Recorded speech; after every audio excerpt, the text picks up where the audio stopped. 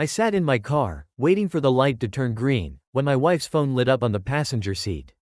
She had forgotten it in the glove compartment when we switched cars this morning.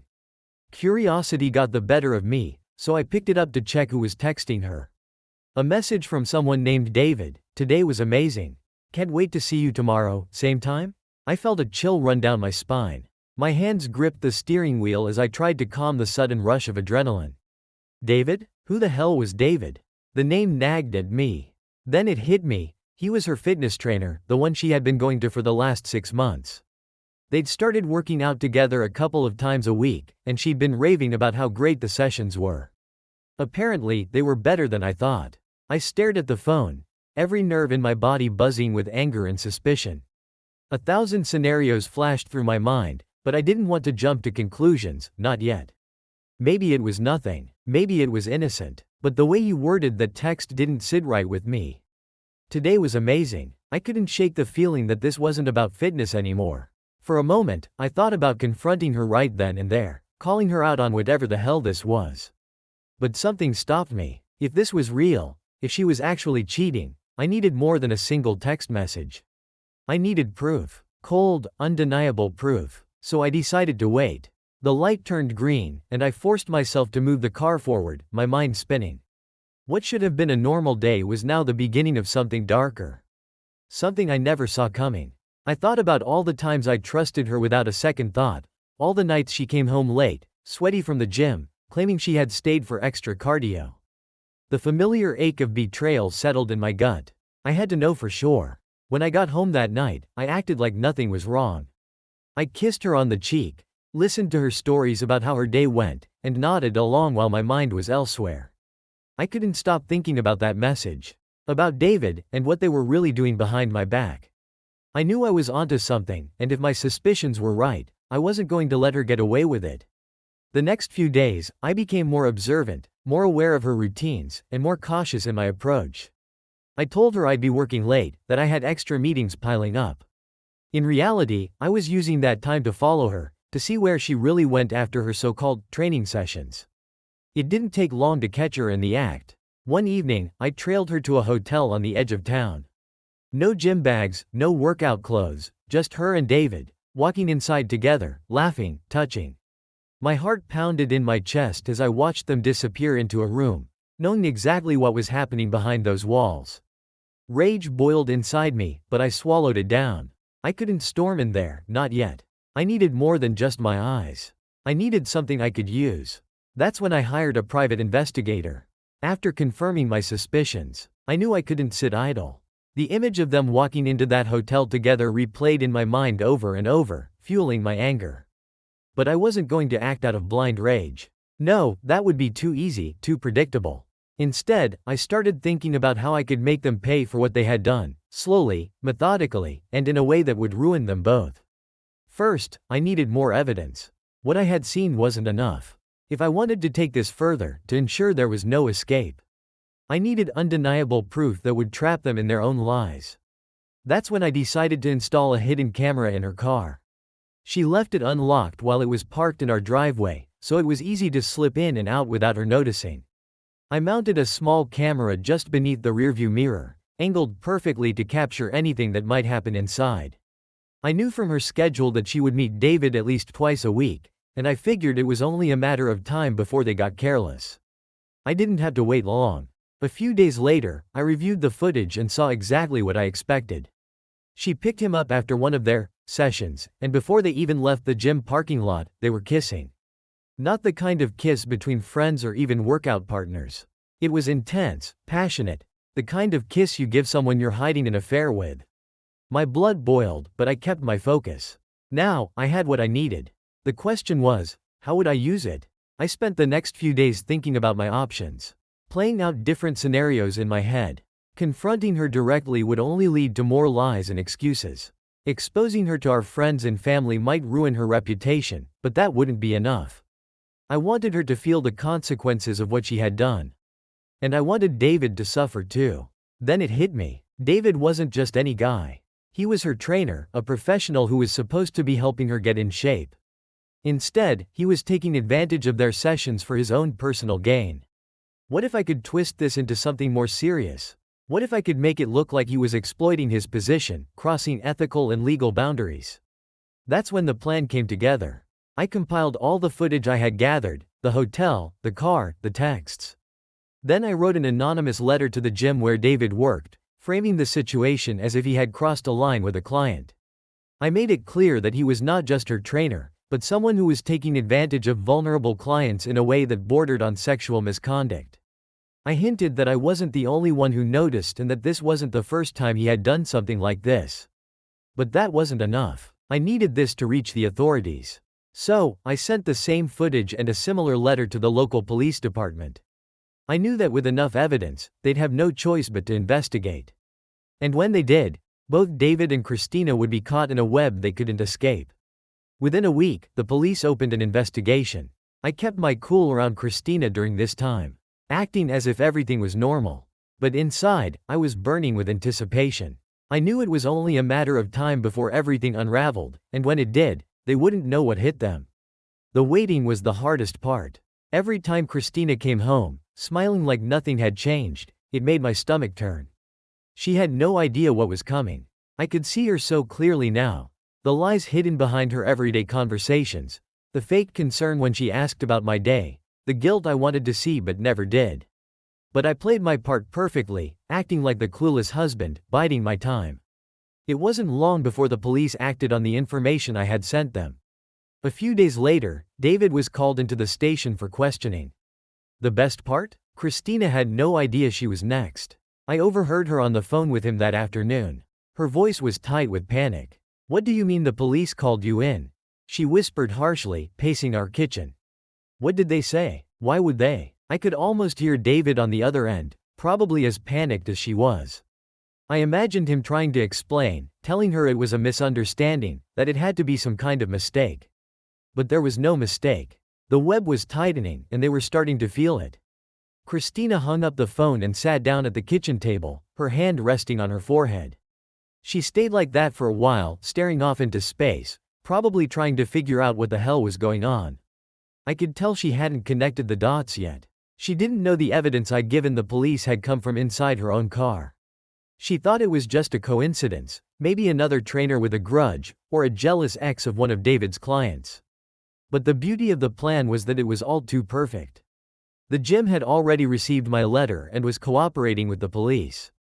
The footage I sent them made it look like David was using his position to get involved with his clients inappropriately, violating their trust. As far as the police were concerned, this wasn't just an affair, it was a violation of professional boundaries, a crime. A few days after David's initial questioning, Christina got her own surprise. It was early in the morning when the doorbell rang. I watched from the hallway as she opened the door to find two detectives standing there. The color drained from her face as soon as they introduced themselves. "We need to ask you a few questions regarding your relationship with David Matthews," one of the detectives said, his expression serious. "Can we come in?" Christina stammered, completely caught off guard. What is this about?" she asked, stepping aside as they walked into our living room. Her eyes darted to me, but I just raised my eyebrows, pretending to be just as confused as she was. The next hour was a slow, painful unraveling. The detectives asked her about her sessions with David, how long they had been working together, whether their relationship had crossed any lines. She tried to play it off at first, denying that anything inappropriate had happened. But they weren't buying it. "We have footage," one of the detectives finally said, cutting through her lies. "Footage of you and Mr. Matthews engaging in activities that fall well outside the boundaries of a professional trainer-client relationship. This isn't just about an affair, Mrs. Caldwell. It's about whether Mr. Matthews has been using his position to exploit his clients." Christina's face turned pale. She sat there, stunned, her mouth opening and closing like she was trying to find the right words but couldn't. She glanced at me again, her eyes wide with fear. For a second, I thought she might accuse me of setting her up, but she couldn't, could she? She had no idea I was behind this. I didn't know," she stammered. "It wasn't like that. It wasn't." The detectives weren't interested in her excuses. "We'll need you to come down to the station for a formal statement," one of them said. "We're investigating multiple complaints regarding Mr. Matthews' conduct with his clients. Your cooperation will help clarify the situation." Quote. Christina's eyes filled with tears as the weight of what was happening finally hit her. She had gone from sneaking around with her trainer to being part of a criminal investigation in a matter of days. The perfect, controlled life she thought she had was crumbling around her, and there was nothing she could do to stop it. As they escorted her out, she looked back at me, her eyes begging for reassurance, for support. But all I did was nod, keeping my face neutral. This was her mess, not mine. She had made her choices, and now she was facing the consequences. As the door closed behind them, I finally let myself relax. The first part of my plan was complete. David's reputation was already destroyed, and now Christina was tangled in the fallout. What came next was out of my hands, but I knew it would only get worse for them from here. The truth was out, and the damage was done. I poured myself a drink and sat down on the couch, feeling a twisted sense of satisfaction. The house felt strangely quiet after Christina left with the detectives. I sat on the couch, sipping my drink, thinking about how quickly everything had escalated. The plan was unfolding even better than I had imagined, and now the pieces were falling exactly where I wanted them. But I wasn't done yet. The next few days were like watching a slow-motion car crash. Christina tried to keep up appearances, but the strain was starting to show. Every time she looked at her phone, her face would tighten with worry. She was waiting for the other shoe to drop. She knew something was terribly wrong. But she still didn't know how deep she was in. David, on the other hand, had already taken the full hit. His name was dragged through the mud at the gym. Word spread quickly, and once rumors started, they were impossible to stop. I heard through a mutual friend that the gym had suspended him indefinitely while they investigated the complaints. They couldn't risk a scandal, not when clients were already talking. His clients were canceling sessions, and a few had even demanded refunds. It was perfect. He had no idea I was the one behind it all, the one who had set this whole disaster in motion. One evening, Christina came home late, her face pale and her eyes red from crying. I was in the kitchen, pretending to make dinner when she walked in. For a moment, she stood in the doorway, staring at me like she was searching for something, comfort, maybe, or an explanation. But she didn't deserve either. They're saying David took advantage of me, she finally said. Her voice shaky. She dropped her bag on the floor and leaned against the counter. The police think he's been, I don't know, using his clients. They're investigating him, and now my name is all over this. I didn't respond right away. I kept chopping vegetables, letting the silence hang in the air between us. She waited, probably expecting me to ask how she was doing, to tell her it would be okay. But I didn't. I was enjoying watching her squirm. I didn't know it would turn into this. She continued, her voice breaking. I didn't mean for any of this to happen. It was just a mistake. But now it's everywhere. My friends are asking questions, and the police keep calling. Everyone's looking at me like I'm some kind of, I don't know, victim. I put the knife down and finally turned to face her. Well, I said slowly, keeping my tone neutral, maybe you should have thought about that before you decided to sleep with your trainer. Her face crumpled. For a moment, I thought she might break down completely, but she held herself together, barely. It wasn't like that, she whispered.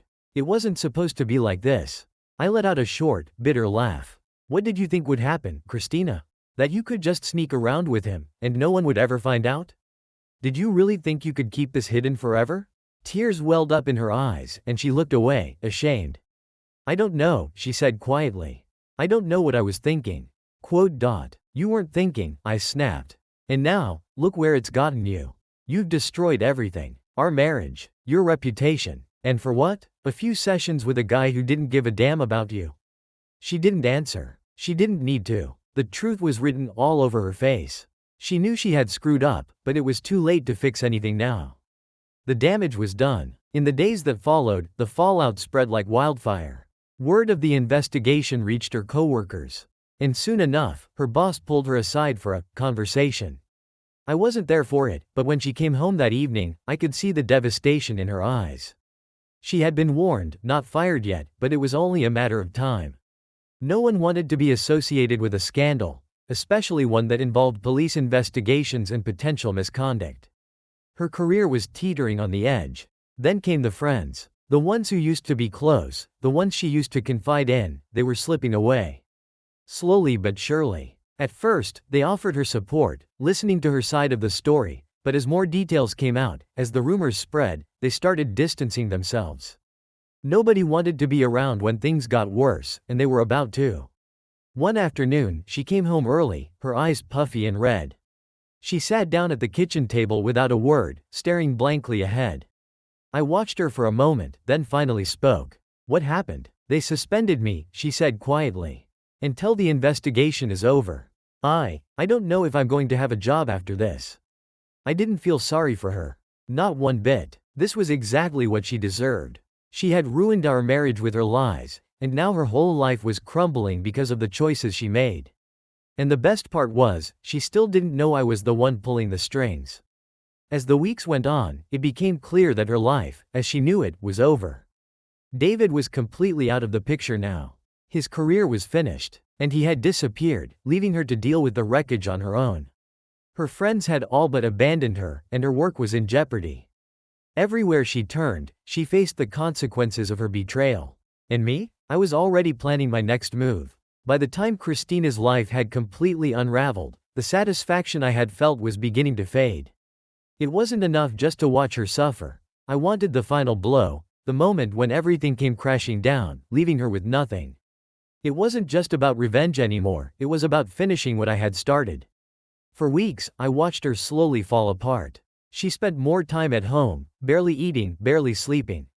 Her face was constantly flushed with anxiety, and dark circles had settled under her eyes. She jumped every time her phone rang, always on edge, waiting for the next piece of bad news. And I just stood by, watching, letting her think it was all her own doing. But the last part of my plan required precision. I needed to make sure it hit her when she least expected it, and it needed to be devastating. That's when I decided to take it public. I had been holding on to the final piece of evidence, the video footage of her and David in the car, kissing like a couple of reckless teenagers. The footage that showed their betrayal in raw, undeniable detail. I had given it to the police, of course, but they had kept it quiet, treating it as part of their investigation. They were focused on David's misconduct as a trainer, not the affair itself. But that wasn't enough for me. So I made a few calls, reached out to some people who had a reputation for leaking things, and before long, I had a connection in the local news. I sent them everything. The texts, the video footage, even the details of the police investigation. I made sure to frame it in the worst possible light, the unfaithful wife and the sleazy trainer who exploited his position. It was the perfect scandal, and I knew the media wouldn't be able to resist. It didn't take long for the story to hit. One morning, while Christina was still in bed, her phone started buzzing uncontrollably. I was in the kitchen, watching from a distance as she groggily reached for it, swiping through the flood of notifications. Her face paled almost instantly. I could hear her breathing quicken, and then she shot up, sitting on the edge of the bed, staring at the screen in disbelief. What the hell is this?" she whispered, her voice trembling. She clicked on one of the news links, and her eyes widened as the headline blared at her, "Local trainer under investigation, affair with client sparks scandal." Her hand flew to her mouth as she kept reading, scrolling through the article that laid out every dirty detail. The footage I had leaked was there, embedded right in the article for anyone to see. The comments were already piling up, people tearing her apart, calling her every name in the book. I could see the horror wash over her as she realized what had just happened. "Zach," her voice was barely a whisper now, shaking with panic. "Did you see this?" I walked into the bedroom, feigning ignorance. "What's going on?" I asked, keeping my tone casual. She shoved the phone toward me, her hand trembling. It's all over the news. They know everything. They've got the video. They're saying that David and I." I pretended to be shocked, my eyes widening as I glanced at the screen. "Jesus, Christina?" I muttered. "How did they get this? Did you tell anyone about what happened?" She shook her head, her face crumbling into despair. "No, I didn't. I have no idea how this got out. I thought this was just between us and the police. I don't understand." For a moment, I almost felt bad for her. Almost. But then I remembered how easily she had lied to me, how she had thrown our marriage away for some meaningless fling. The pity disappeared as quickly as it came. "This is bad," I said, trying to sound concerned. "You're going to have to talk to a lawyer. This could ruin everything." Her eyes filled with tears, and she collapsed onto the bed, burying her face in her hands. "I know," she sobbed. "I know. I've already lost my job. My friends, they're all gone. And now this. I don't even know if I'll be able to stay in this town after this. I sat down next to her, watching her cry, the weight of everything finally crashing down on her. This was it, the moment I had been waiting for. The final, crushing blow that would leave her with nothing. But I wasn't done yet. There's something I need to tell you, I said softly, leaning in just close enough for her to hear me clearly. Everything that's happened? It wasn't an accident. She looked up at me, confused, tears streaming down her face. What do you mean? I'm the one who sent everything to the police. I'm the one who leaked the video. I'm the one who made sure everyone knows exactly who you are. Her face twisted in shock, her eyes widening as the realization hit her. You did this? Her voice cracked, barely above a whisper. I nodded, my gaze steady. Yeah, I did. You thought you could just cheat on me and get away with it? That you could destroy our marriage and not face the consequences? You thought I wouldn't find out? Well, now you know. She stared at me, her mouth slightly open, as if she couldn't believe what she was hearing. Zach, how could you? You destroyed us, Christina, I interrupted, my voice cold and final. And now you're paying the price. She sat there, speechless, as the full weight of her betrayal and my revenge sank in. Everything she had left was gone, her job, her friends, her reputation. She had nothing left to cling to. And for the first time since this nightmare started, I felt something close to peace. It was over. After that morning, the air in the house was suffocating. Christina barely spoke, barely moved. It was like she had turned into a ghost of the person she used to be. Every time I looked at her, I could see the weight of everything crushing her, dragging her down into a place I knew she couldn't escape from. And that's exactly where I wanted her to be. The news had spread like wildfire. The story of the affair, the police investigation, the leaked footage, it had all gone viral. Social media, local gossip, even the national tabloids had picked it up. It was everywhere. Christina couldn't leave the house without feeling the eyes of judgment following her. The town had turned against her. She was a pariah. David, on the other hand, had disappeared completely. After the gym officially fired him, there was no sign of him anywhere. He had dropped off social media, his phone went straight to voicemail, and none of his friends seemed to know where he was. Part of me hoped he was out there, somewhere, watching his life burn to the ground like Christina's. But I didn't really care about him anymore. He was just collateral damage. Christina's world, though, that was the real prize. It didn't take long before the bills started piling up. Her suspension from work had turned into an indefinite leave, and now her employer was distancing themselves from the scandal as much as possible. Her income had stopped, but the house payments, the car payments, they kept coming. I could see the panic set in as she realized that she had nothing left to fall back on. No job, no friends, no support system. One night, after a particularly brutal news segment that rehashed the entire scandal yet again, Christina finally broke. I can't do this anymore. Zach, she whispered, her voice hoarse from days of crying. She was sitting at the kitchen table, her head in her hands, staring blankly at the pile of unopened bills in front of her. I was standing by the sink, washing a plate, pretending to be occupied. Do what? I asked, not turning around. This, she said, waving a hand toward the mess of papers, her phone, the headlines still flashing across the screen. All of it. I can't keep living like this. I've lost everything. I've lost everyone. There's no way out. I set the plate down and turned to face her, crossing my arms. What do you want me to say, Christina? You made your choices. You knew what you were doing when you started this with David. Did you think there wouldn't be consequences? She looked up at me, her eyes filled with exhaustion. I know I screwed up, okay? I know that, but I didn't expect my entire life to fall apart because of it. I thought we could at least try to work through it. I let out a cold laugh. Work through it? You cheated on me. You lied to me. There's nothing left to work through. Her face crumpled at my words, but she didn't argue. She couldn't. She knew I was right. I don't know how to fix this, she whispered, more to herself than to me. I don't know how to fix anything anymore. For a brief moment, I felt a flicker of pity for her. She was broken, utterly defeated, and part of me wondered if I had taken it too far. But then I remembered how easily she had thrown everything away. How little she had thought of me when she was sneaking around with David. That pity vanished as quickly as it had appeared. It's not my job to fix your life, Christina, I said, my voice flat. You did this. You live with it. She didn't respond. She just sat there, staring at the floor, as if the weight of everything had finally crushed whatever fight she had left. The next few days were a blur.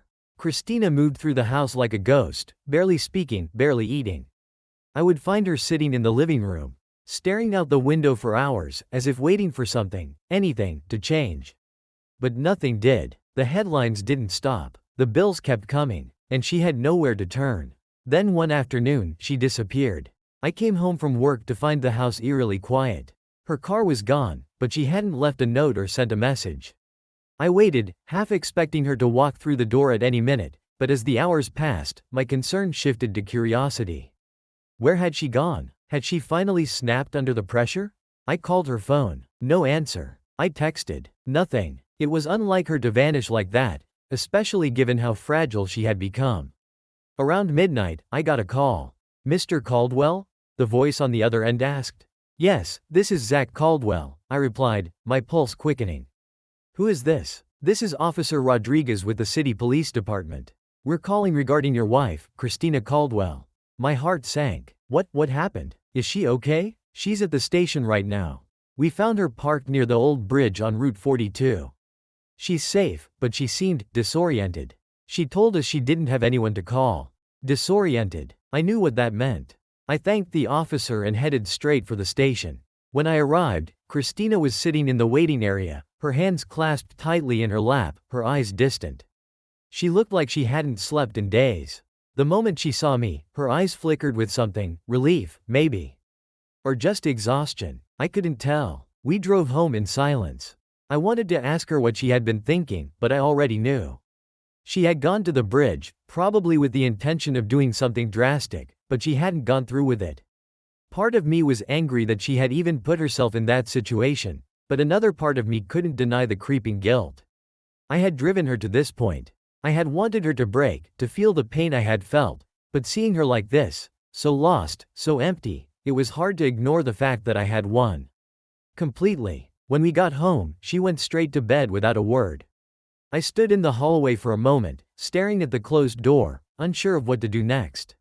My revenge had been so meticulously planned, every detail executed perfectly. I had destroyed her life, just as she had destroyed our marriage. But now, standing there in the aftermath, I felt hollow. I had won, but what did that victory even mean anymore? As I lay in bed that night, listening to the silence of the house, I realized something unsettling. I had become obsessed with tearing her down, with making her suffer. But now that it was over, I was left with nothing but the rubble of our life together. I had destroyed her, but in doing so, I had destroyed myself too. And there was no going back. The next morning, the house was still. Christina hadn't come out of the bedroom, and I wasn't in any hurry to see her. After the previous night, the reality of everything was settling in like a cold, hard weight on my chest. I had won, sure, but what did I have left? A broken wife, a ruined marriage, and the nagging emptiness that gnawed at me from the inside. I stood in the kitchen, my hands wrapped around a mug of coffee, staring blankly out the window. My phone buzzed on the counter, but I ignored it. Calls and texts had been coming in non-stop since the scandal hit the news, people wanting to know what happened, asking for updates, probably hoping for more juicy details. They didn't care about the wreckage left behind, just the drama. I couldn't deal with it anymore. I couldn't deal with any of it. After what felt like an eternity, I finally heard the bedroom door creak open. Christina stepped into the hallway, her face drawn and pale, eyes puffy from crying. She looked like she hadn't slept at all. Our eyes met briefly, and she hesitated before walking into the kitchen. We stood in silence for a moment, the tension thick between us. I didn't know what to say.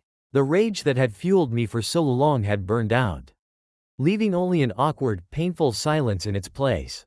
"Zach," she said quietly, her voice fragile.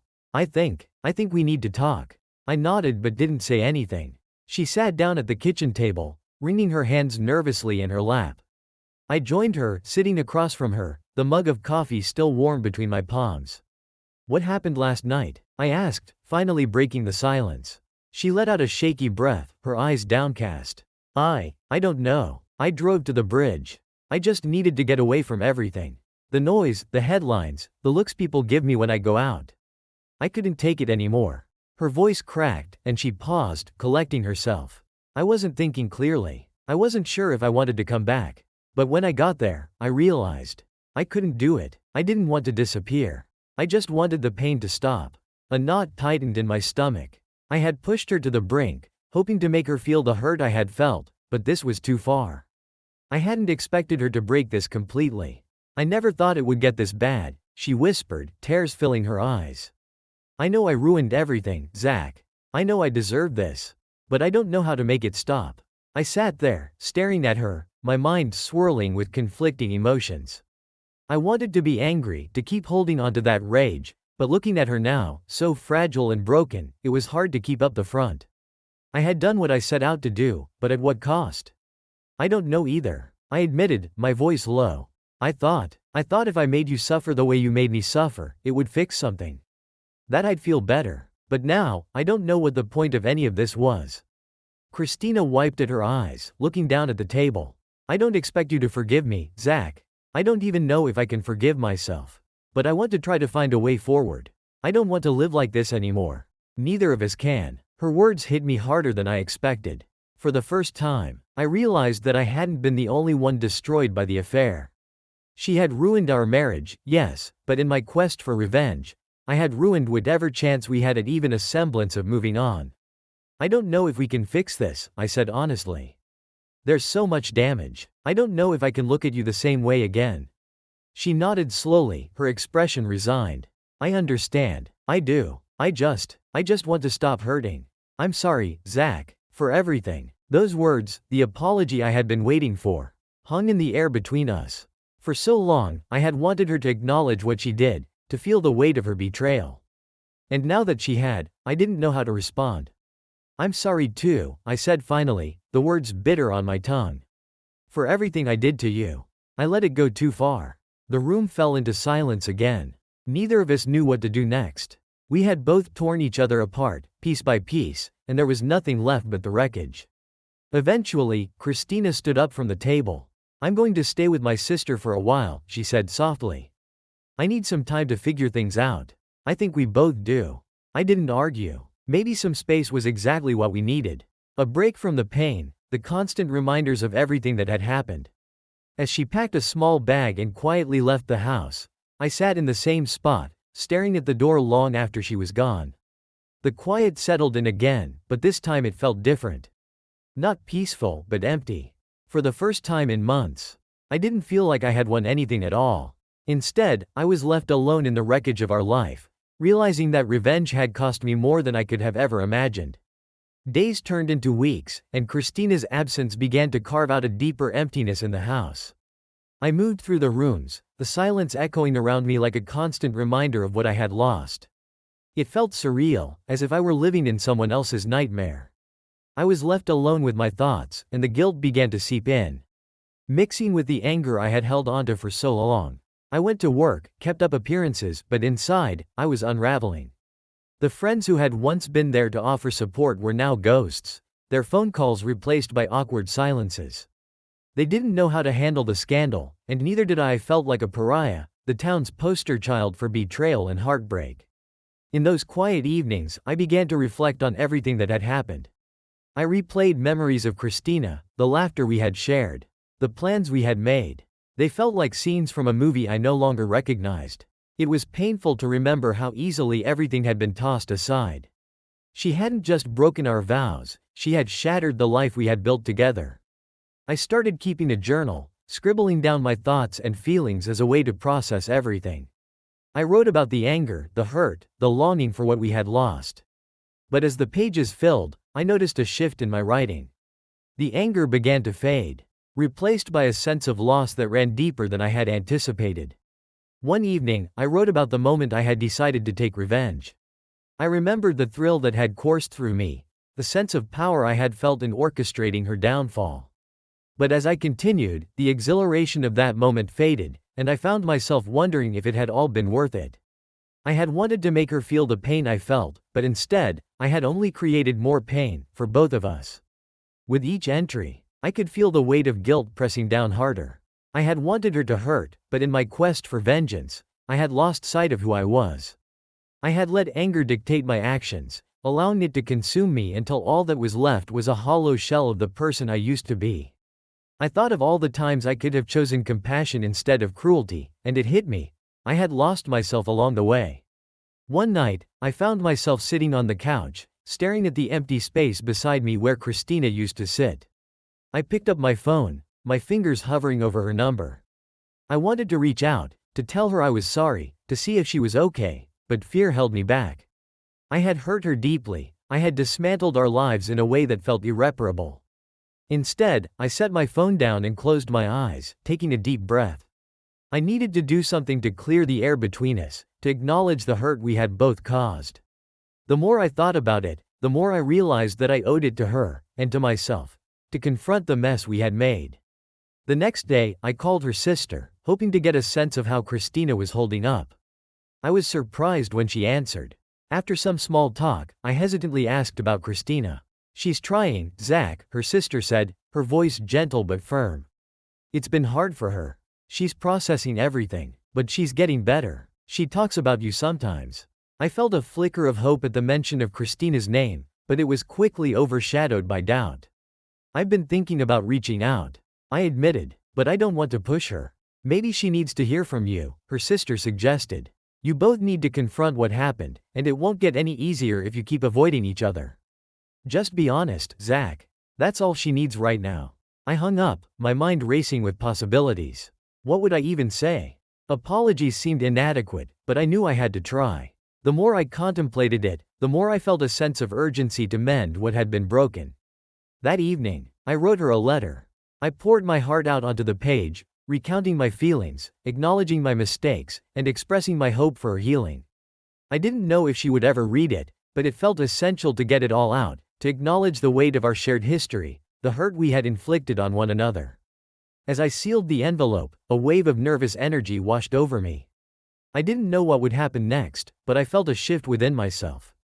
I was ready to confront the past, to take responsibility for my part in our downfall. The next day, I decided to deliver the letter in person. I didn't know if Christina would be receptive, but I had to try. I drove to her sister's house, my heart pounding as I approached the front door. The sun was shining, but the warmth felt distant as I raised my hand to knock. The door opened, and there was her sister, a warm smile on her face. "Zach, you came. I'm here to see Christina," I said, my voice steadier than I felt. "She's inside," her sister replied, stepping aside. "I'll let her know you're here." As I walked into the familiar space, a whirlwind of emotions hit me. Memories flooded back, laughter, arguments, the sense of safety I once felt. When Christina walked into the room, my breath caught in my throat. She looked different, stronger, but her eyes still held the pain of everything that had transpired. "Zach," she began, but I raised my hand to stop her. "I brought you something," I said, my heart racing. I handed her the letter, our eyes locking as she took it. "I didn't know if you wanted to see me," she admitted, her voice trembling slightly. "I didn't know either," I confessed. "But I realized that we can't keep avoiding each other. We need to face this together." She nodded slowly, her gaze softening as she opened the letter. I watched as her expression shifted, her emotions raw and palpable. "I'm sorry for everything," I said, my voice thick with emotion. "For what I did, for how I treated you. I never wanted it to come to this." As she read, I could see her shoulders relax slightly. When she finished, she looked up at me, tears welling in her eyes. "I'm sorry too, Zach. I never meant to hurt you. I don't expect things to go back to how they were, but I want to find a way forward. Together." In that moment, I realized that our journey wasn't over, it was just beginning. We had both endured so much, and though the path ahead would be fraught with challenges, I felt a glimmer of hope. It wouldn't be easy, but perhaps there was still a chance for redemption, for both of us. As the days passed, the tension between Christina and me slowly began to dissolve. After I handed her the letter, we had spent hours talking, sharing our thoughts and fears. It was like opening a floodgate of emotions we had both been holding back for too long. We cried, we argued, but most importantly, we listened. It felt like we were finally starting to confront the truth together, rather than running from it. We began meeting regularly at her sister's house, a neutral ground where we could talk without the weight of our shared past suffocating us. It was awkward at first, but slowly, the conversations turned from painful confessions to discussions about healing and rebuilding. We talked about our lives, our dreams, the moments that had brought us joy before everything fell apart. One afternoon, as we sat on her sister's porch, I took a deep breath and decided it was time to address the elephant in the room, the future. Christina, I began, my heart racing, I've been thinking about what comes next for us. I know we can't just go back to how things were. But I also don't want to lose you completely. She looked at me, her eyes searching mine for honesty. I don't want to lose you either, Zach, but I'm scared. What if we try and it just ends up hurting us again? I nodded, understanding her fear all too well. I get that, but what if we approach this differently? We can take it slow, work on rebuilding trust. We owe it to ourselves to at least try. She chewed on her lip, her brow furrowing in thought. I want that, but it's going to take time. I need to know that I can trust you again too. I promise to do whatever it takes, I said earnestly. We both made mistakes, and we both need to put in the work. But I believe we can do this, together. After a moment of silence, Christina nodded slowly, her eyes brightening. Okay, let's take it one day at a time. But we need to be open about everything. No more secrets. Agreed, I replied, feeling a renewed sense of hope. No more secrets. Our commitment to honesty became the foundation for our conversations in the weeks that followed. We talked about our feelings openly, addressing the past while focusing on our present and future. We shared our fears, our insecurities, and even our dreams. Christina spoke about wanting to go back to school, to finish her degree, while I opened up about my desire to take up painting again, something I had set aside in the chaos of our lives. With each conversation, I felt the bond between us strengthening. It was as if we were weaving a new tapestry from the remnants of our broken relationship, each thread representing our shared commitment to healing. We also began to explore our lives outside of each other. Christina reconnected with friends who had distanced themselves during the scandal, and I sought therapy to process my own feelings of anger and guilt. We both understood that while we wanted to rebuild together, we also needed to be whole individuals first. One weekend, as spring began to bloom around us, I invited Christina to my favorite spot, a small park by the lake where I used to go to think. The sun was shining, and the vibrant colors of spring were finally breaking through the remnants of winter. As we walked along the path, I felt a sense of peace wash over me. This place has always been special to me, I said, glancing over at her. It's where I come to reflect and recharge. It's beautiful, she replied, looking around with wide eyes. I can see why you love it here. We found a quiet spot by the water and sat on a bench. The gentle sound of the waves lapping against the shore provided a calming backdrop as we settled into a comfortable silence. After a few moments, I took a deep breath and turned to her. I know things are still fragile between us, but I want to start making new memories. Together. Christina smiled, a genuine smile that lit up her face. I'd like that. I want to create new memories, too. I don't want to be defined by what happened. Neither do I replied, my heart swelling at the thought of us moving forward. Let's focus on what we can build from here on out. As we talked about our hopes for the future, I felt a sense of excitement. It was as if a weight had been lifted, replaced by the promise of something new. We were no longer just two people caught in a cycle of pain. We were two individuals choosing to embark on a journey of healing together. Over the following weeks, we continued to explore this new dynamic, setting boundaries while also encouraging one another to be vulnerable. We shared our fears about the future, and instead of hiding from them, we embraced them.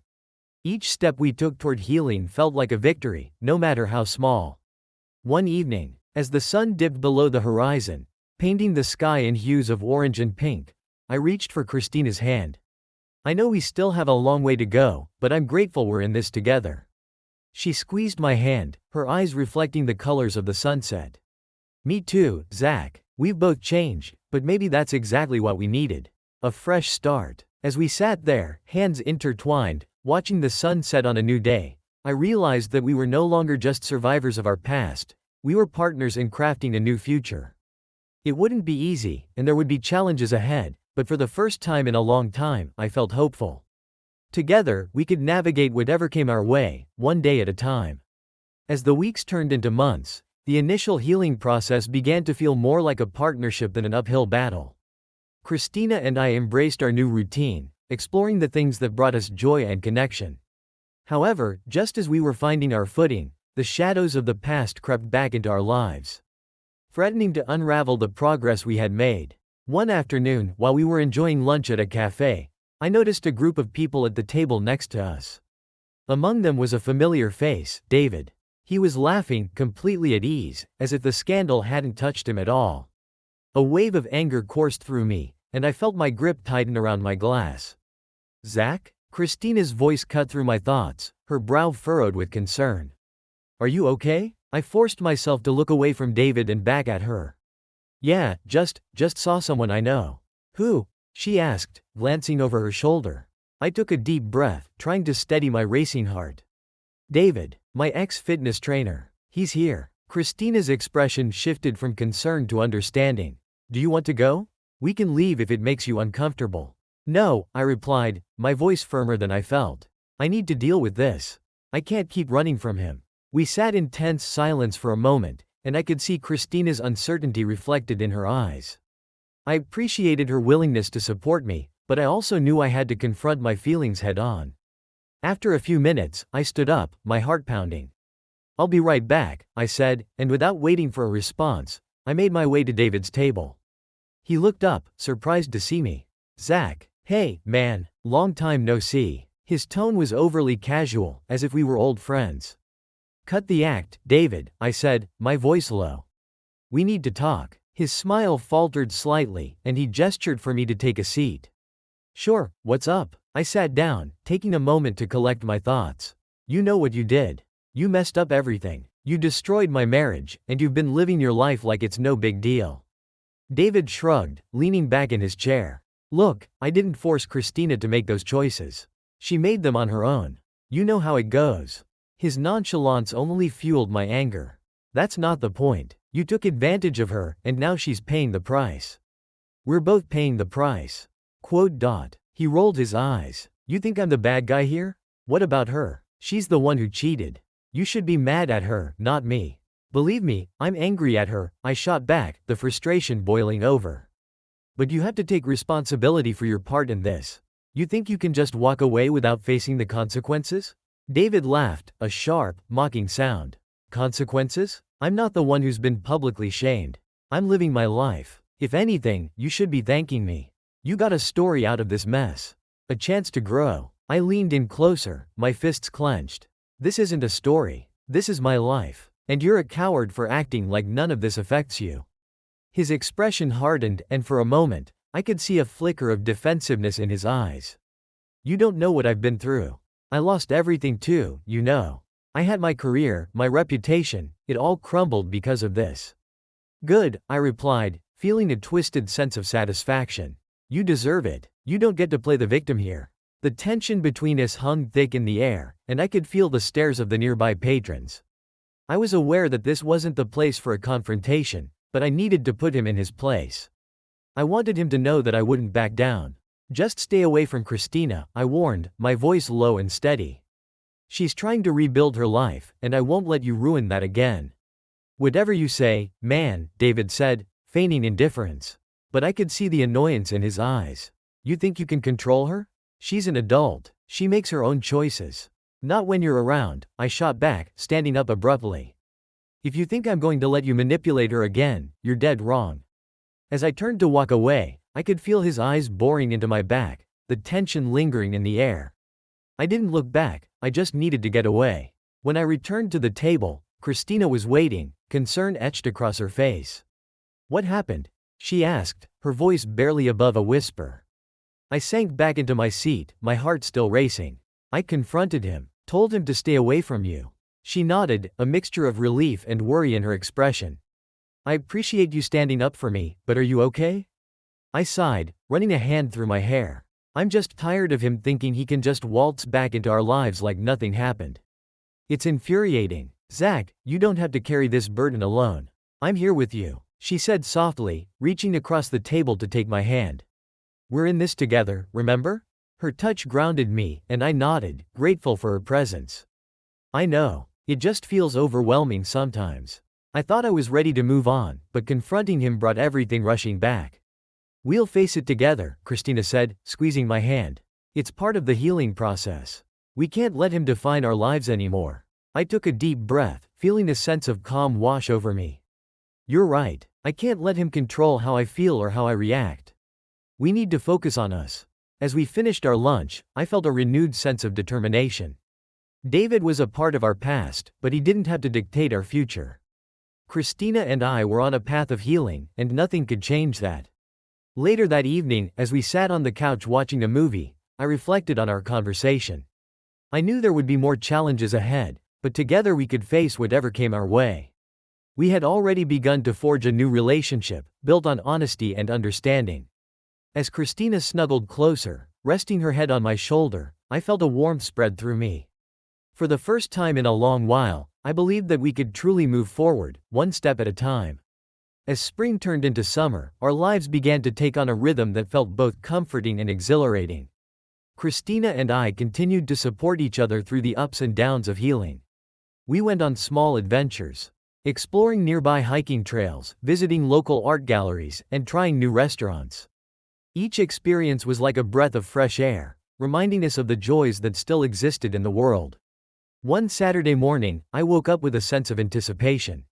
I had planned a surprise for Christina, something to celebrate our progress and to remind us both that we were moving forward. After breakfast, I suggested we spend the day outdoors, under the pretense of a spontaneous outing. Just trust me, I said, a playful grin on my face as I packed a picnic basket with sandwiches, fruit, and her favorite dessert, chocolate-covered strawberries. Where are we going? She asked, her curiosity piqued. You'll see, I replied, winking. I drove us to the lake where we had spent many afternoons in the past, but this time I led her to a secluded spot under a large oak tree that offered the perfect shade. As we settled down on the blanket, I could see her eyes widen in surprise and delight. This is beautiful, she said, glancing around at the shimmering water and the vibrant greenery surrounding us. I've missed this place. Me too, I replied, taking a seat beside her. I thought it would be the perfect spot to celebrate us. You know, how far we've come. She smiled, her expression softening. I really appreciate this, Zach. It's nice to take a break from everything and just enjoy being together. As we shared the picnic, I could feel the tension of the past slowly melting away. We laughed and reminisced about our favorite memories from our time together, making new ones along the way. It felt so liberating to simply be ourselves again, free from the weight of the past. After lunch, we decided to take a walk along the shore. The sun was shining, and the breeze felt refreshing against our skin. As we strolled, I couldn't help but notice how relaxed Christina looked, her laughter ringing out like music in the open air. Zach, she said suddenly, pausing to look out at the water. Do you ever think about what comes next for us? I took a moment to consider her question.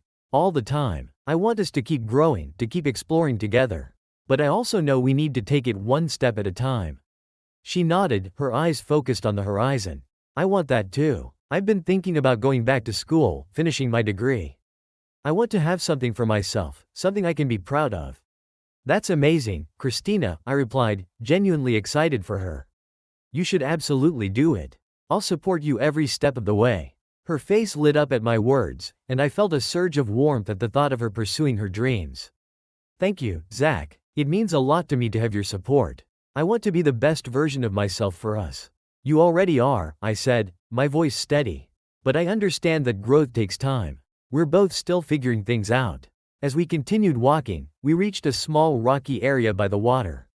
I picked up a smooth stone and tossed it into the lake, watching as it skipped across the surface. You know, I said, we can learn to embrace the waves, even when they get rough. Christina chuckled softly. I like that. Life is all about the waves, isn't it? Some days are calm, and others are choppy. Exactly, I replied, picking up another stone. But we can navigate them together. Just like we're doing now. She picked up a stone too, and together we started skipping rocks across the water, the sound of our laughter mingling with the gentle lapping of the waves. Each skip felt like a tiny victory, a symbol of the progress we were making. After a while, we settled back down on the blanket, and I pulled out the chocolate-covered strawberries I had brought. A little treat to celebrate the day, I said, offering her one. As she took a bite, a look of pure delight spread across her face. These are amazing, she exclaimed, her eyes sparkling. I grinned, pleased that she enjoyed them. Just like you, I said playfully. Her laughter filled the air again. And in that moment, I felt a sense of peace wash over me. We had both come so far, and while the shadows of our past still lingered, we were learning to move forward together.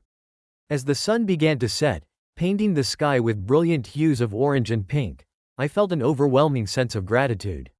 We had weathered the storm, and while we still had work to do, I could see a bright horizon ahead of us. "Here's to new beginnings," I said, raising a strawberry in a makeshift toast. "To new beginnings," she echoed, clinking her berry against mine.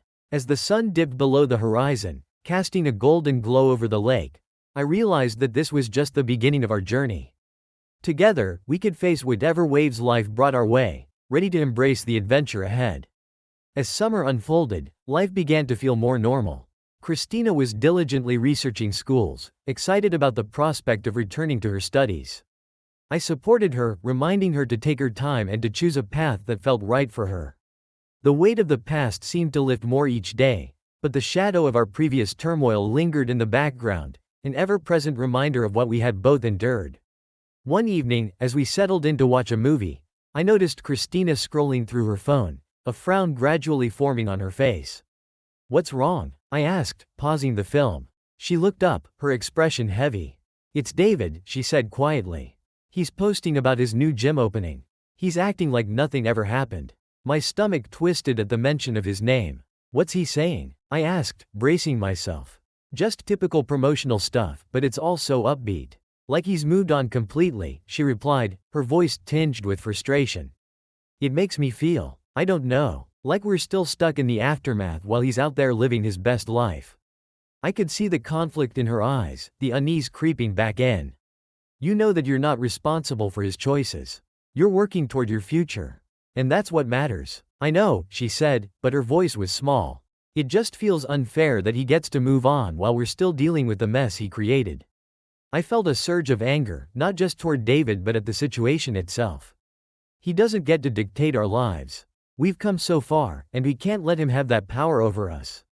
Christina nodded, but I could see the doubts swirling in her mind. "It's just hard, Zach. I thought I was over it, but seeing him like this brings everything back. The guilt, the shame, it's all still there."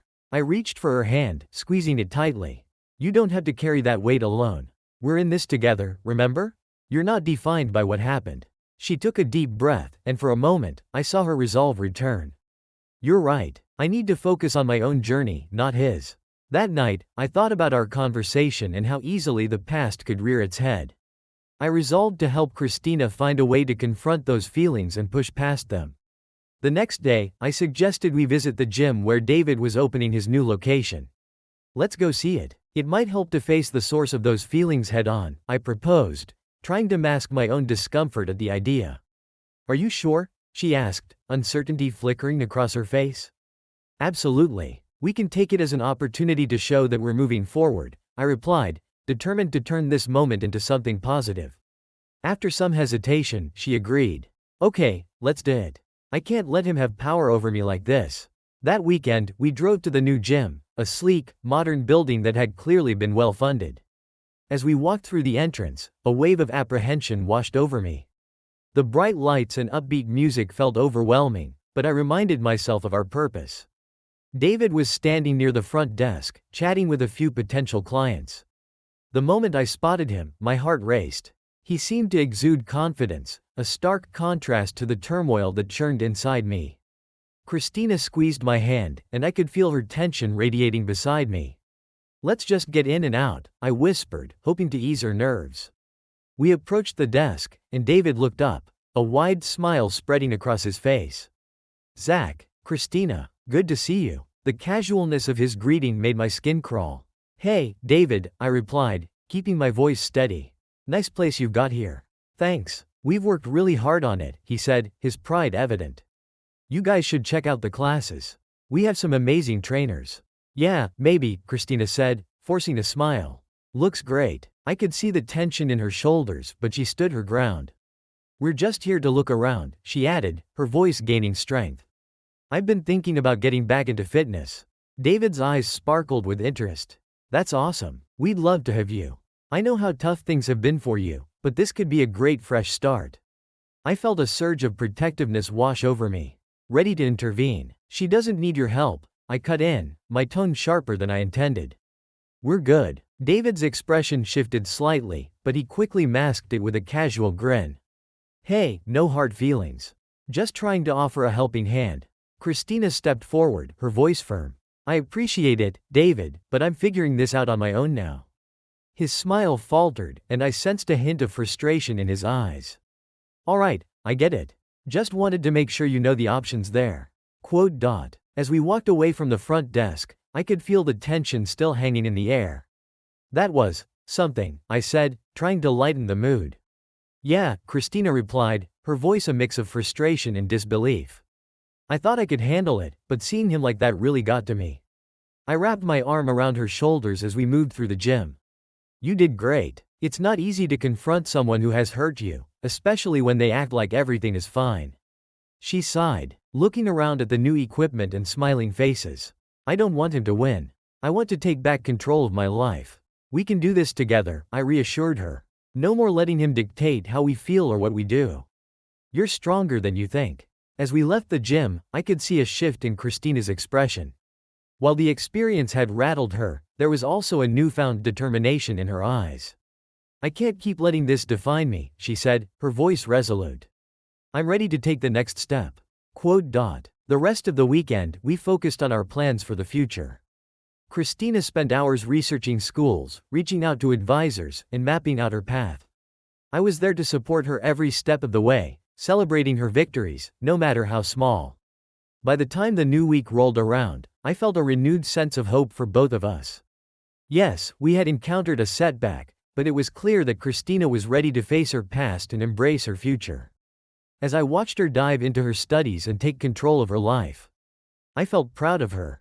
She was transforming before my eyes, and I was grateful to be on this journey with her.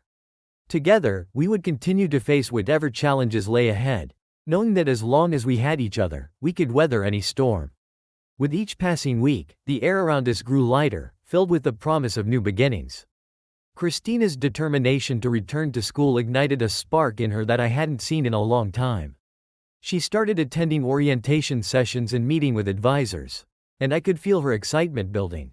One evening, as we sat at our kitchen table, she spread out her papers, her eyes shining. I got accepted into the community college's program, she exclaimed, practically bouncing in her seat. That's amazing, I replied, my heart swelling with pride. I knew you could do it. I'm starting next month, she continued, her voice brimming with enthusiasm. And I'm going to major in psychology. I want to help others like I've been helped. I smiled, impressed by her vision. That's a perfect fit for you. You've always had a knack for understanding people. Her excitement was contagious, and I felt grateful to witness her journey. But amidst the joy, I knew that we still had a way to go when it came to rebuilding trust. David's re-emergence into our lives had stirred up emotions that couldn't be ignored. I wanted to ensure that we addressed any lingering issues before they became obstacles. Christina, I began cautiously, I think we need to talk about how we're feeling about all this. I want to make sure we're both okay. She nodded, her expression turning serious. You're right, I've been so focused on school that I haven't taken the time to really process everything. Let's do that now, I suggested, leaning in closer. We can take it slow. We spent the next hour sharing our thoughts and feelings. Christina talked about her excitement for school but also her fear of encountering David again. I listened intently, validating her concerns and reassuring her that she didn't have to face anything alone. I just don't want to feel trapped again, she admitted, her voice shaky. I want to be free to pursue my dreams without being weighed down by what happened. You are free, Christina, I said, gently squeezing her hand. And you have every right to pursue your passions. We're on this journey together. If you ever feel overwhelmed, we can talk about it, okay? Okay, she replied, a small smile returning to her face. I appreciate that, Zach. It helps to know I have your support. In that moment, I felt a renewed sense of commitment to our relationship. It wasn't just about moving on, it was about actively building trust day by day. As the weeks passed, I encouraged Christina to share her worries, and I made a point of being open about my own feelings. I told her about my lingering anger toward David and how his presence had shaken me more than I wanted to admit. I wanted her to know that I was still processing my emotions too. I want you to feel safe to express anything, I said one night as we lay in bed. You're not going to scare me away. I promise. Her eyes softened as she looked at me. Thank you for saying that. I think it's easy to assume that everything's okay just because we're moving forward. But I still have moments where I feel lost. Same here, I confessed. It's a journey for both of us. Let's keep talking about it, no matter how uncomfortable it gets. With that understanding, we forged deeper into the heart of our relationship. We spent more evenings reflecting on our past while focusing on our future. We celebrated small victories, like her first day of classes and my completion of a new painting. Each moment reinforced our commitment to one another. As the summer progressed, Christina's excitement for school grew, but I noticed she still carried some apprehension about encountering David again. I suggested we create a plan in case she did run into him, ensuring she felt empowered. I could write down how I want to respond, she said one evening, her brow furrowed in concentration. If I see him, I can just stick to my script. I chuckled lightly. Sounds like a plan, but remember, you can be flexible. Just stay true to yourself, and you'll be fine. As she jotted down her thoughts, I felt proud of how far she had come. She was taking charge of her life, and I was honored to be by her side through this transformation. One afternoon, we decided to take a break from our routines and explore a local art fair. I loved art, and Christina had developed an appreciation for it as well. We wandered from booth to booth, marveling at the creativity around us. Look at this one, Christina said, pointing to a vibrant painting of a sunset over the ocean. It's beautiful. Just like you, I replied, nudging her playfully. We laughed together, and I felt a sense of peace settle over me. In those moments, I could see that we were beginning to weave our past into our present in a way that felt meaningful. As we strolled, I noticed a booth displaying artwork focused on themes of resilience and healing. The pieces depicted personal struggles transformed into something beautiful. One piece caught my eye, a large canvas with intertwined vines and flowers, symbolizing growth amidst adversity. I love this, I said, turning to Christina. It reminds me of us. No matter what challenges we face, we're still growing. Her eyes sparkled as she studied the artwork. It's perfect. We've both been through so much, but we're learning to thrive. As we admired the piece, I turned to her, feeling a wave of emotion. Christina, I want you to know that I'm proud of you. I believe in you, and I'll always be here to support you. She beamed back at me, her smile lighting up her face. Thank you, Zach. That means everything. As we continued our exploration of the fair, I felt a deep sense of hope for our future. We were building a solid foundation based on trust, support, and understanding. In that moment, I realized that while the shadows of the past may still linger, they no longer held us captive. Together, we were forging a path forward, filled with the promise of new beginnings and endless possibilities. As the summer rolled on, Christina settled into her classes and began to thrive. I watched in awe as she immersed herself in her studies, often coming home with stories about her professors and fellow students. It was like seeing her blossom into a new version of herself, confident, engaged, and passionate about her future. However, I sensed an underlying tension that lingered in the air. An unspoken worry that occasionally flickered in Christina's eyes. I knew it had to do with David. Despite her efforts to move forward, the specter of their past relationship still loomed, casting shadows over her newfound confidence. One Friday evening, we were lounging on the couch, surrounded by books and notes. Christina was studying for an upcoming exam while I was working on a new painting. I glanced over at her, admiring the way her brow furrowed in concentration. She looked up, sensing my gaze. "Hey, what's up?" she asked, a hint of a smile on her lips. "Just thinking about how proud I am of you," I replied, setting down my brush. "You're really rocking this whole school thing." She blushed slightly, but I could also see the flicker of doubt behind her smile. "Thanks, Zach. It feels good to finally be pursuing something I love." I hesitated, wanting to address the elephant in the room. But I still think about David sometimes," she admitted, her voice dropping to a whisper. "I'm worried about running into him. What if I freeze up? What if I can't handle it?" "Christina," I said gently, moving closer. "You've come so far. You're not the same person you were before. You're strong and capable." She sighed, running a hand through her hair. "I know, but it's just complicated. He has a way of making me doubt myself, even from a distance." "Then let's create a plan together. What would you want to say if you do see him?" I suggested, hoping to give her the tools to feel more in control. She nodded slowly, pulling out a notepad from the coffee table. Okay, let's brainstorm. As we wrote down potential responses and practiced how she might handle the situation, I could see her tension slowly easing. The act of vocalizing her fears was empowering, and I felt grateful that we could navigate this together. Later that week, as she prepared for a study session with her classmates, I noticed she seemed more anxious than usual. "Are you all right?" I asked, concern creeping into my voice. "I'm just nervous about seeing them," she admitted, biting her lip. "What if David's there?" I took her hands in mine. "You can do this. Just remember, you're in control. And if you do see him, just stick to your plan." "Right," she said, her voice steadier. "I'll keep that in mind." That evening, as she left for her study group, I felt a mix of pride and apprehension. I wanted her to feel confident and empowered, but I couldn't shake the concern for how she would handle any potential confrontation. The following day, I was working on a painting in my studio when my phone buzzed. It was a text from Christina. "Zach, you won't believe who I just saw at the cafe, David." My heart sank. I could almost feel the tension radiating off the screen. I quickly typed back, "Are you okay? What happened?" A few minutes later, her response came through. "I didn't freeze. I just walked past him and he said hi, but I kept going."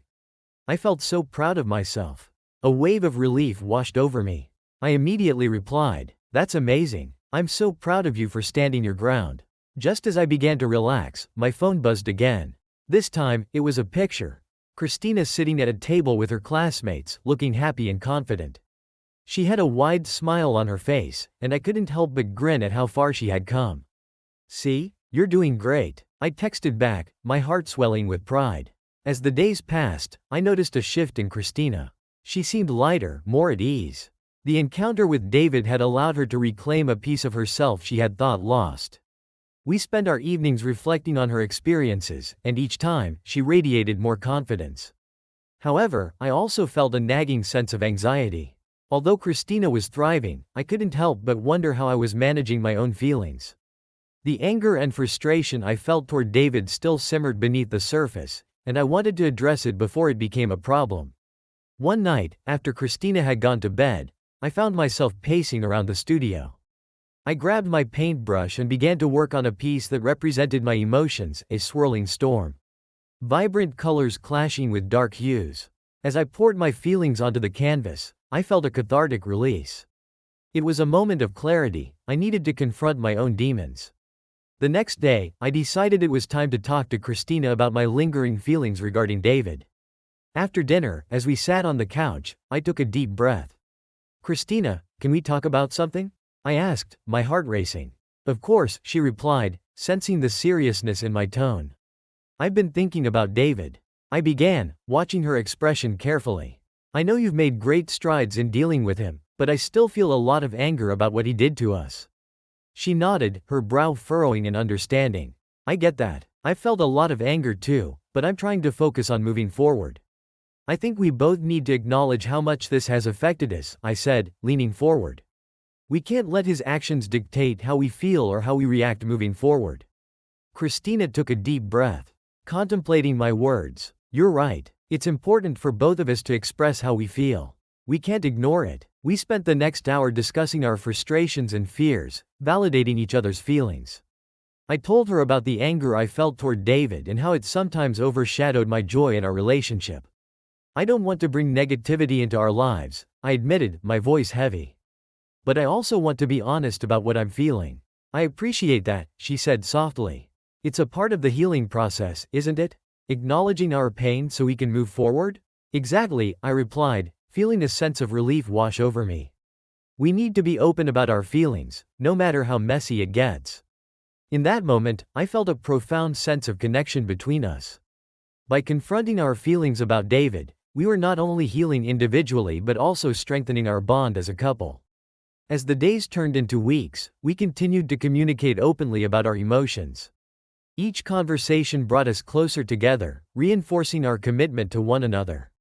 I felt a sense of unity growing between us, built on trust and understanding. No longer would we allow the shadows of the past to define us. Together, we would face whatever challenges lay ahead, ready to embrace our future with open hearts. As summer began to wane and fall approached, the vibrant colors of the season mirrored the changes in our lives. Christina had fully settled into her classes. And I felt a renewed sense of purpose in my art. Our conversations about our feelings and aspirations had created an environment of trust and openness that I had longed for. However, the universe had a way of reminding us that healing was not always a linear path. One evening, as we were unwinding after a long day, I received a call from an old friend, Mark. He was in town for a few days and wanted to catch up over drinks. Want to join? I asked Christina, hoping she'd be up for a little socializing. Sure, sounds fun, she replied, her enthusiasm evident. It's been a while since we've hung out with friends. We agreed to meet Mark at a local bar, where the atmosphere was lively, filled with laughter and chatter. As we walked in, I felt a sense of excitement wash over me. Seeing friends always had a way of lifting my spirits. Mark was already at a table, and his face lit up when he saw us. Zach, Christina, you both look great. After a round of hugs and greetings, we settled in for the evening. Sharing stories and laughter, Christina seemed to thrive in the social atmosphere, her energy infectious. I couldn't help but admire how far she had come. She was no longer the person weighed down by guilt and shame. As the night wore on, I noticed Christina glancing at her phone periodically. When I asked her if everything was okay, she shrugged it off, claiming it was just a text from one of her classmates. Okay, but you know you can unplug for a bit, right? I teased, gently nudging her shoulder. I know, she replied, smiling. I'll put it down after this round. When we ordered another round of drinks, Mark began to regale us with tales from his recent travels. As he spoke animatedly, I caught Christina stealing another glance at her phone. Finally, curiosity got the better of me.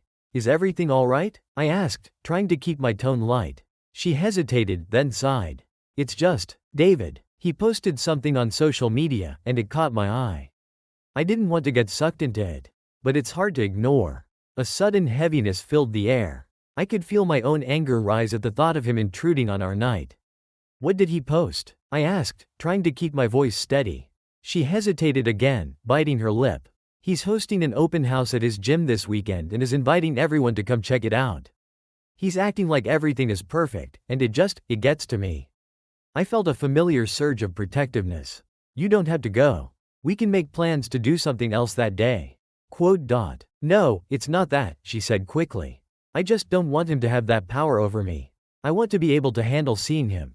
Mark, sensing the shift in the conversation, chimed in. You know, if you want, I could go with you to the gym. It might be good to have support if you decide to go. I looked at Christina, gauging her reaction. What do you think? I asked, my concern evident. I appreciate that, Mark, she replied, but I think this is something I need to face on my own. I can't keep running away from it. As the conversation shifted back to lighter topics, I couldn't shake my unease. I admired her strength, but a part of me wished she didn't feel the need to confront David so soon. I wanted her to be ready, to feel empowered, not pressured. That weekend, as the open house at David's gym approached, I found myself on edge. Christina had assured me she would be fine, but the thought of her walking into that environment alone made my stomach churn. The morning of the event arrived, and Christina was getting ready. I watched as she picked out her outfit, a simple yet stylish ensemble that made her look radiant. You look beautiful, I said, trying to mask my apprehension. Thanks, Zach, she replied, applying a touch of makeup. I'm just going to check it out. I'll be in and out, I promise. As she finished getting ready, my heart raced with a mixture of pride and concern. I wanted her to feel confident, but I couldn't shake the feeling that this was too soon. Just remember your plan, I said, my voice steady. You don't owe him anything. I won't forget, she said, her eyes meeting mine with determination. I'm going to show him that I'm not the same person I used to be. When the time came for her to leave, I walked her to the door. Call me if you need anything, okay? I will, she promised, giving me a quick kiss before stepping out. I watched her walk away, a mix of admiration and worry swirling within me. As the door clicked shut, I couldn't shake the feeling that I had let her face a battle alone when I should have been there for her. The hours felt like an eternity as I waited for her to return. I tried to distract myself by working on a painting, but the strokes felt heavy and uninspired. My mind kept racing back to thoughts of her at the gym. Was she okay? Was David bothering her? Finally, my phone buzzed. It was a text from Christina, just got back. It was interesting. My heart raced as I opened the message. Interesting? What happened? Saw David. I handled it, but it was tough. Can we talk? A wave of relief and concern washed over me. I quickly replied, of course. I'll be here. When Christina walked through the door, I could see the mix of emotions etched on her face. She looked shaken but determined. Hey, she said softly, dropping her bag by the door. Hey, I replied, immediately stepping forward to wrap my arms around her. How did it go? She took a deep breath, pulling back slightly to meet my gaze. It was harder than I thought. I felt confident at first, but when I saw him, all those feelings came rushing back. I held her close, wanting to shield her from the hurt. What happened? I tried to stick to my plan. I said hi, kept it short, but he kept trying to engage me. He wanted to know how I was doing, like he actually cared, she said, frustration evident in her voice. It felt so disingenuous. I frowned, feeling my anger rise again. What did you say? I told him I was doing well and that I was focusing on school, she replied, her voice shaking. He seemed surprised, like he didn't expect me to be moving on. That's a good thing, right? You showed him you're strong, I said, trying to reassure her. Yeah, but part of me felt like I didn't fully confront him. I wanted to be assertive, but instead, I felt trapped, she confessed, tears brimming in her eyes. My heart ached for her. You're not trapped anymore, Christina. You faced him, and that's huge. It's okay to have mixed feelings about it. She nodded, wiping away a tear. I just thought I'd feel different afterward, like I had conquered something. Instead, I just feel exhausted. I gently cupped her face, forcing her to look me in the eye. You are conquering it, one step at a time. It's not a straight line, and it's okay to feel vulnerable. What matters is that you're here, and you're moving forward. As I held her, I realized that this was part of the process, the ups and downs that came with healing. We would face these moments together, and I would always be there to support her. That evening, we spent hours talking about her experience, validating each other's feelings as we navigated the emotional roller coaster. The weight of David's presence was still heavy. But together, we were learning how to lift it. As we wrapped up the conversation, I felt a renewed sense of determination. While the road ahead was uncertain, we would face it hand in hand, ready to confront whatever challenges came our way. Together, we could transform those unforeseen consequences into stepping stones toward our brighter future. As September faded into October, the crisp air brought with it a sense of change. The leaves began to turn brilliant shades of red and gold, and I felt that same transformation happening within both of us. Christina had faced David and emerged stronger, but the battle was far from over. We still had to confront the aftermath of that encounter.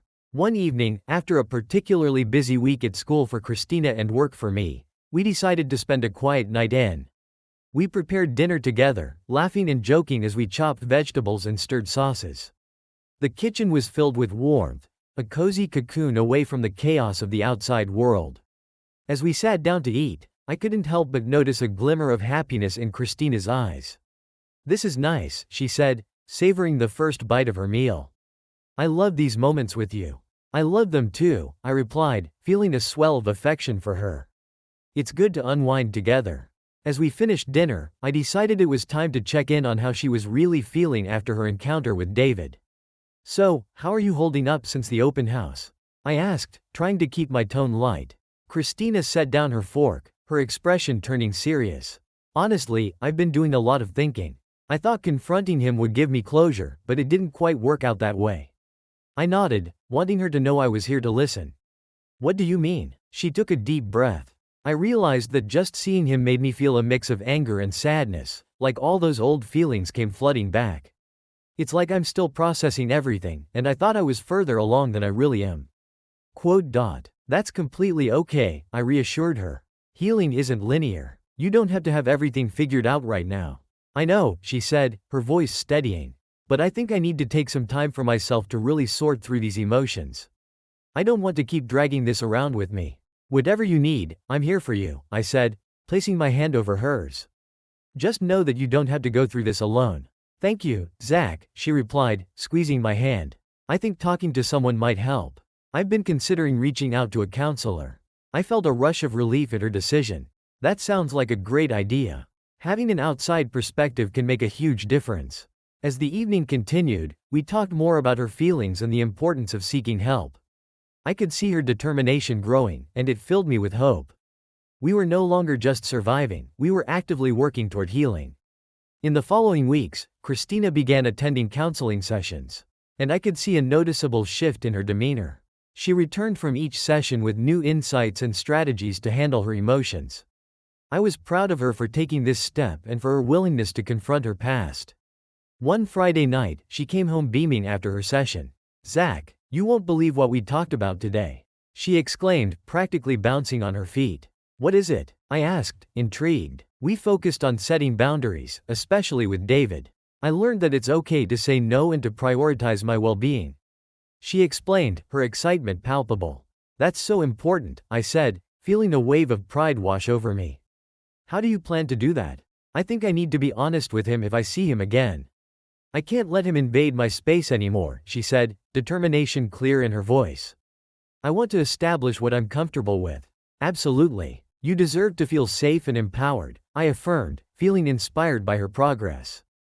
As October moved forward, the changes in Christina began to reflect in our relationship.